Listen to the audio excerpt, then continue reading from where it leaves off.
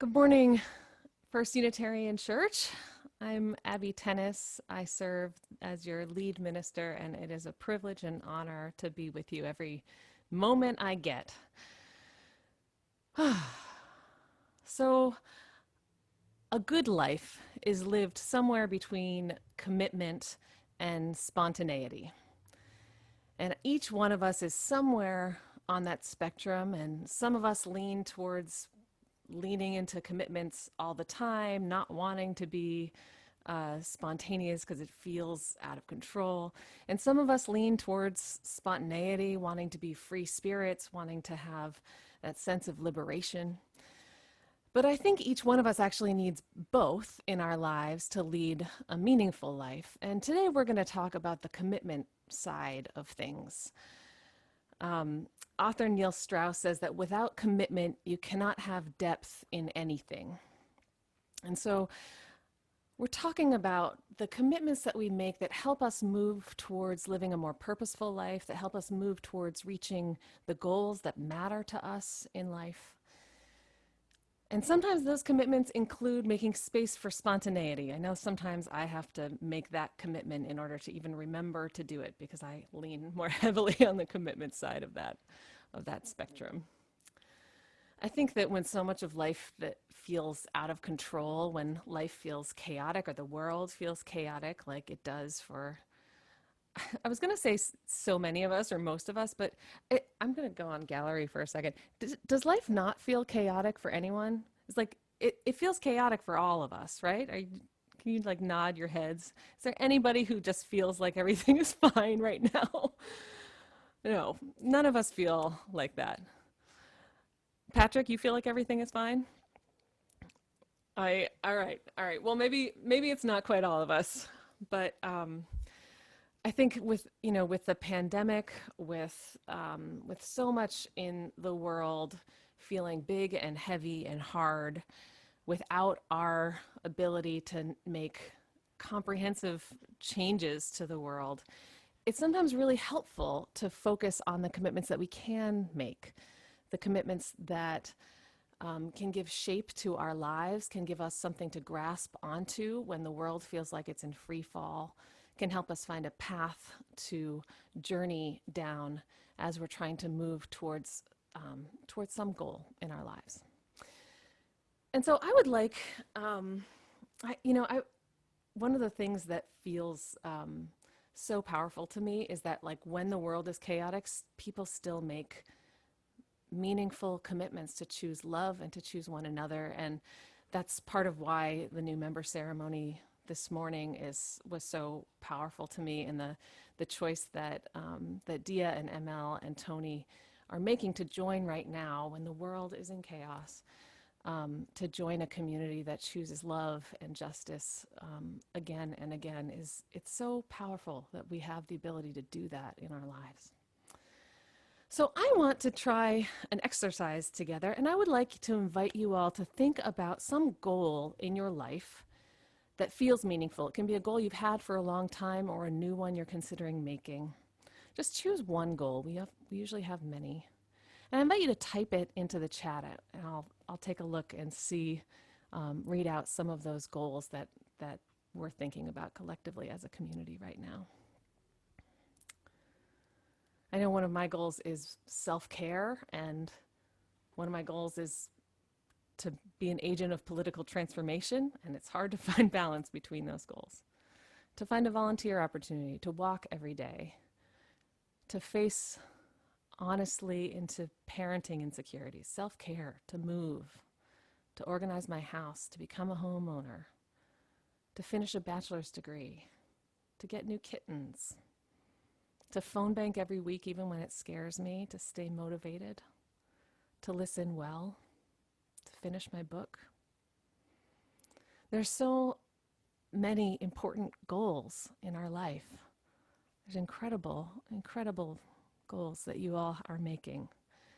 And think about how much better the world is going to be when we reach those goals. Think about how much better our lives will be when we reach those goals. And so I would invite you to keep thinking about that goal, whether you typed it in the chat or not, And as we go through this sort of exploration of some aspects of commitment, I invite you to think about maybe one or two commitments that you want to make in order to reach that goal.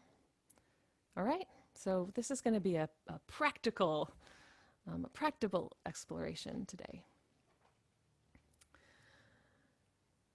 The basic idea that I've really been reflecting on recently is this, that although all of us probably want more energy and more focus and more willpower in our lives, what's true is that we are limited as human beings, and we only have so much energy and time and focus.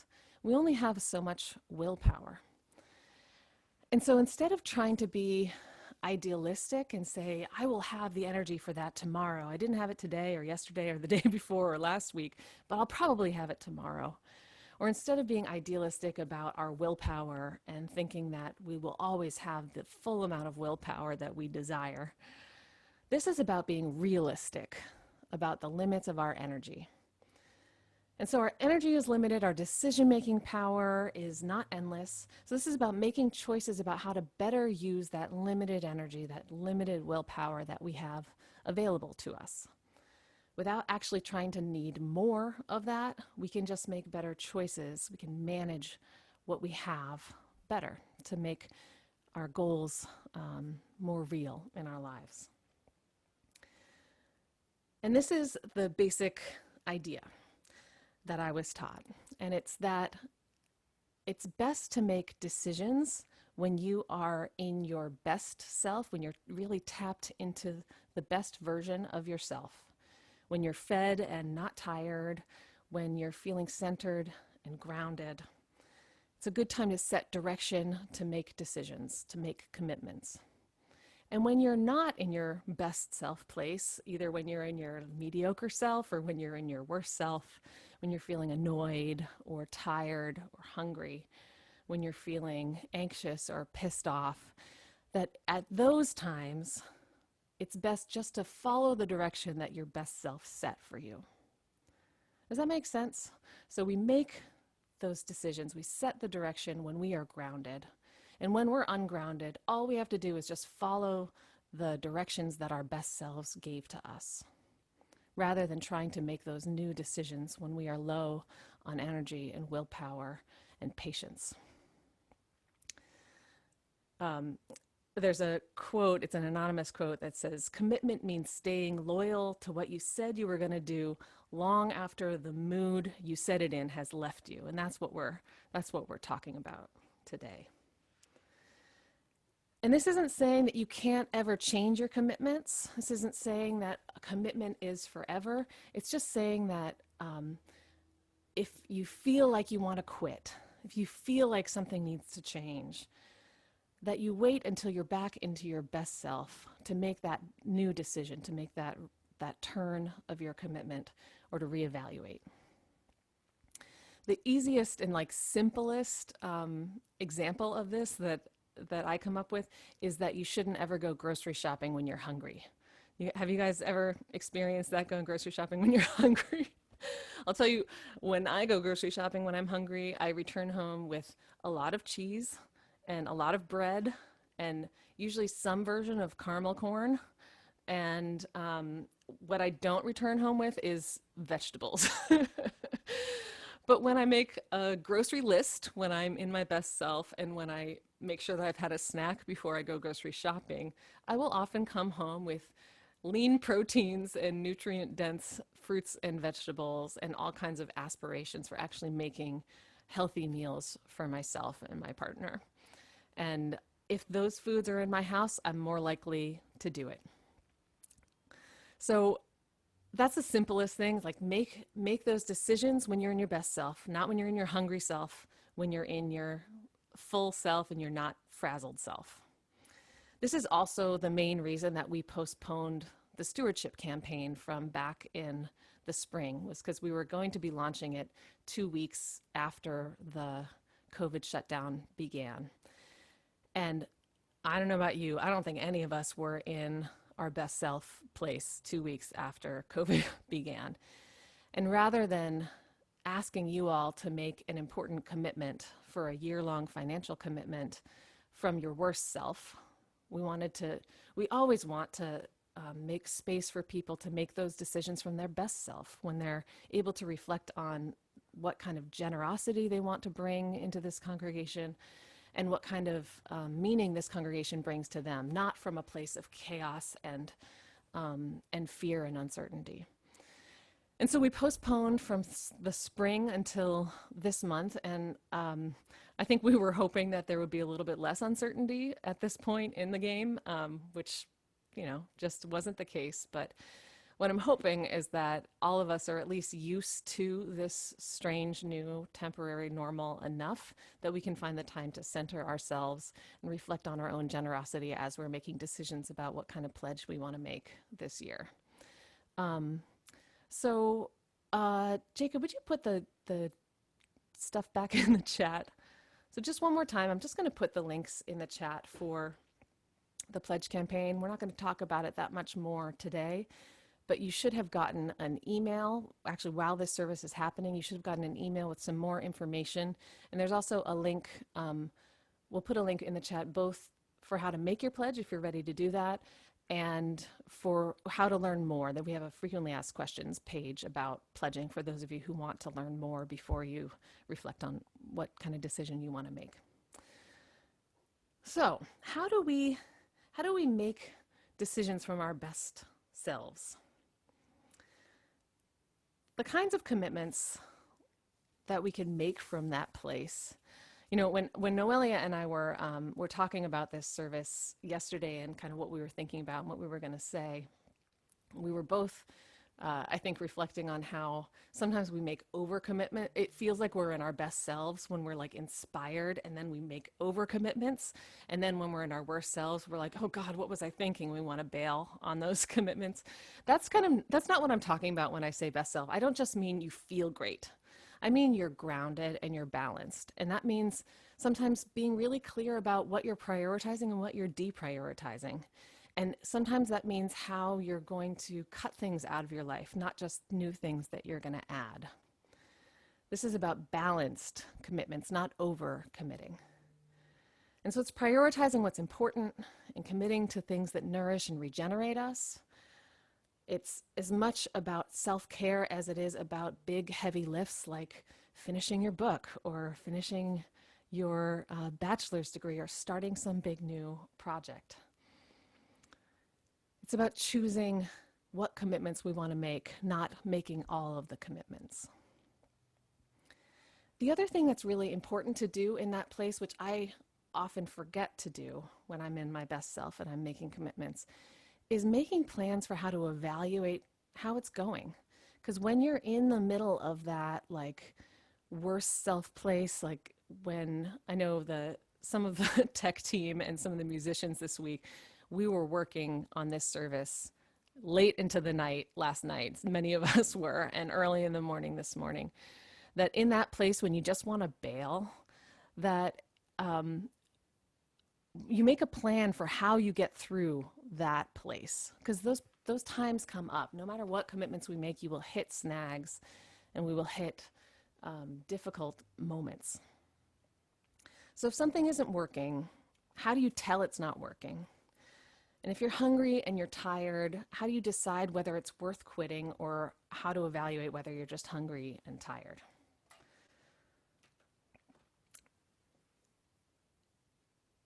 And so I want to take one more moment for us to join together and really reflect on those commitments that we're thinking about right now, those goals that we're thinking about in our own lives. And I would invite you to take just a moment of reflection on what it takes for you to get to your best self place. For most of us, it includes being fed, sometimes being showered, having moved our bodies recently. For me, it usually includes having held something soft like a cat recently. But you know best what helps get you into your best self. So I would invite you to take a minute and just think about some of the things that help get you into your best self.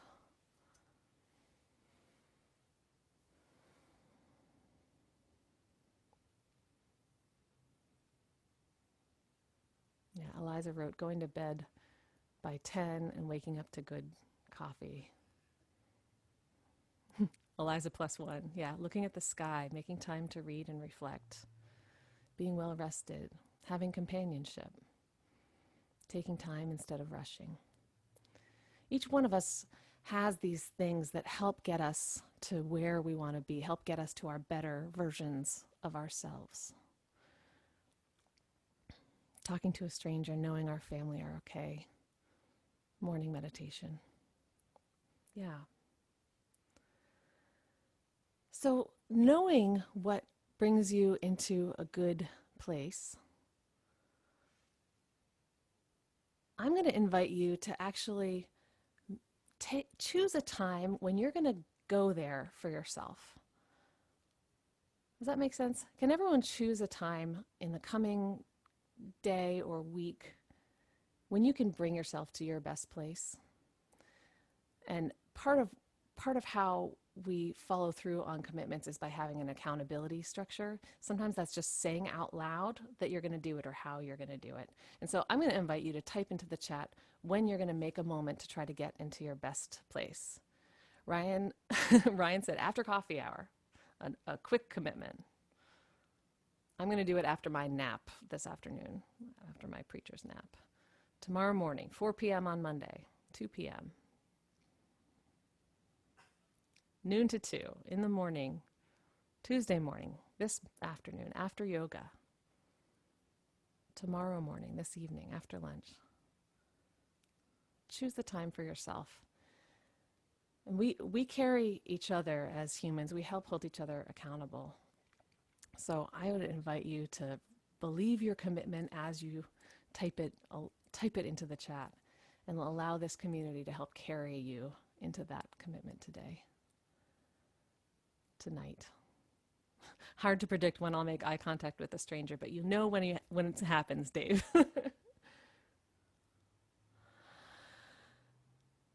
And so when you take that time, I invite you to sit down and think really honestly about yourself. Think honestly about what matters in your life and what you want to make happen in your life. Think honestly about what might need to take a back seat in your life in order for you to move a new commitment forward. Sometimes that's easy. Sometimes that's saying, I'm just going to do one less hour of TV today, and I'm going to go for a walk for an hour. And sometimes it means cutting out things that don't nourish you. Sometimes it means trying to do less people-pleasing.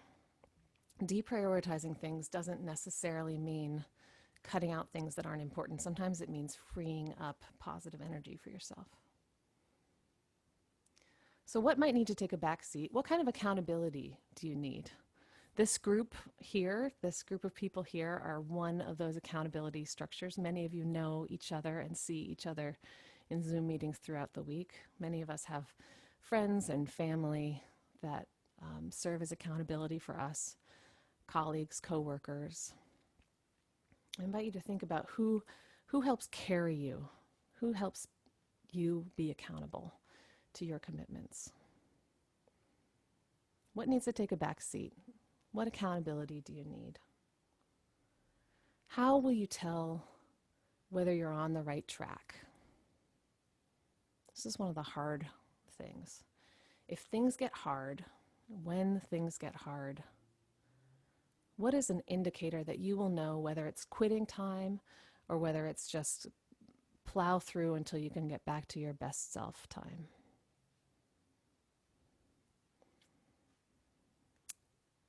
It's one of the hardest things. It's hard for me to choose where my limit is and what my quitting time is. And then lastly, what is something that will help you get back on track? What's something that will either help you turn back into your commitment or will help you find your way back to your best self?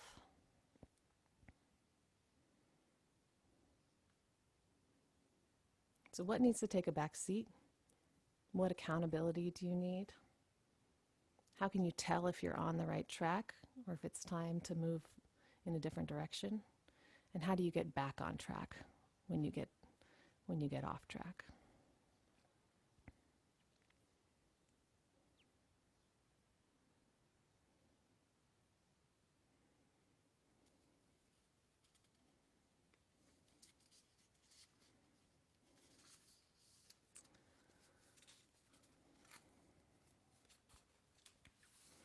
I think during this time, a lot of us keep looking around to find the adult in the room who has it all together, who can give us the direction about how to move forward. And I think at the same time, there is no adult who totally has it together right now. And so what I have been leaning into is choosing the 15 minutes in the day when I can be that adult who has it together to help guide the rest of my 23 hours and 45 minutes.